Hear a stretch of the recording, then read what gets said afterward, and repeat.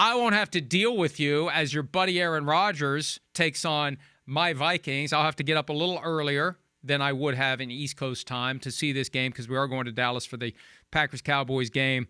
I have yet to pick either the Vikings or the Steelers to lose, so something's got to give, unless I project a tie, which, isn't impossible. The Vikings favored by 2.5.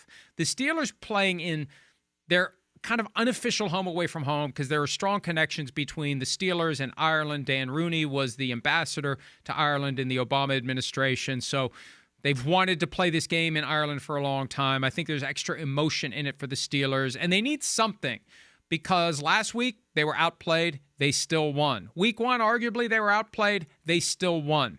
Can the Steelers take it on the road across the Atlantic Ocean as 2.5-point underdogs with an over-under of 44.5 and beat the Minnesota Vikings and the resurgent, at least for one game, Carson Wentz? Yeah, I think I look at this game. I've gone back and forth thinking about it this week.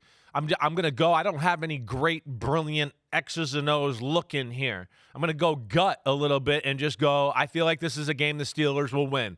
All right, I'm going to go with their maturity a little bit, the guy at quarterback, them being able to handle the travel a little bit there. Minnesota, we know the crazy defense, the things they do creative on that side of the ball. Aaron Rodgers, I think, is the kind of quarterback that can quiet some of that down and won't make mistakes.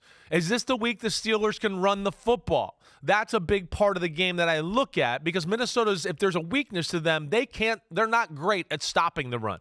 So can they do something there and then help out Rodgers in the offense?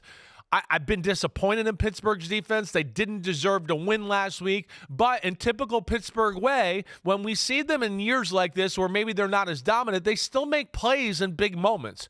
I'm going to take the feel, the gut, whatever, pasta and meatballs, that the defense starts going in the right way. And this is one here where Carson Wentz makes a few mistakes. Aaron Rodgers does it, and they win a game over in Ireland here. I'm going to go Steelers 23-20. Man, almost another bingo, bango, bongo right out of the gates. Look, one of these weeks the Steelers are going to have a good day offensively and a good day defensively, and I don't know that Sunday will be the day, but I'm with you. I feel like the Steelers will have that advantage. I typically in a matchup of backup quarterback and starting quarterback, I'm already inclined to go with the team that has its starter. And for me, this was pasta and meatballs the moment I saw that the Vikings were the team that had drawn the short straw to play the Steelers in Ireland. And I decided back then, April, May, whenever it was, Vikings are going to lose that game. Doesn't matter. Nothing else matters.